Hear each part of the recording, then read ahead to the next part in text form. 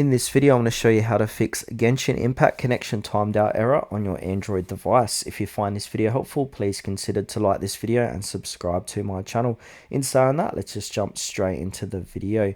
Okay, so before we start, we need to understand what this error actually means. So basically, the game client is unable to establish or maintain a stable connection to the game servers. And now this is due to a few different reasons or a few different things. So the servers themselves being down, overloaded, poor or unstable internet connection on your actual device, or network settings, VPN proxies, DNS issues, or app cache data corruptions. So there's a few different ways how we can try and fix this.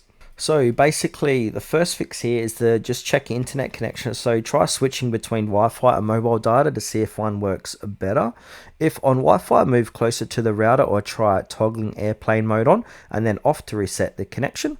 If possible, restart your router modem, unplug for 30 seconds and plug it back in to clear transient issues.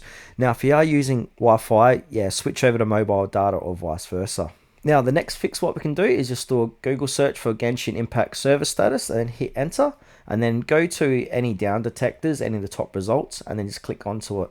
Then scroll down and see if there's any reported outages in the last 24 hours. If there is, there's nothing you can do. Just basically wait it out until it comes back to normal. Now, another thing what we can try is to go ahead and clear the app cache. So on your Android, click and hold it down, click onto I, scroll down, click on the storage and clear cache. So what clearing the cache does, it temporarily or it removes temporary files that might be corrupted. And try and avoid clear data initially unless you're okay with setting the app and your account details. Then reopen the game and try again. The next fix here is to go ahead and search for Genshin Impact on your Play Store and make sure it's up to date. If it says update, go ahead and update it. But if it says play, the game is up to date. Now, if you got any VPN running in the background, proxies, custom DNS, so go ahead and disable them and try connecting. These can interfere with the game's connection paths.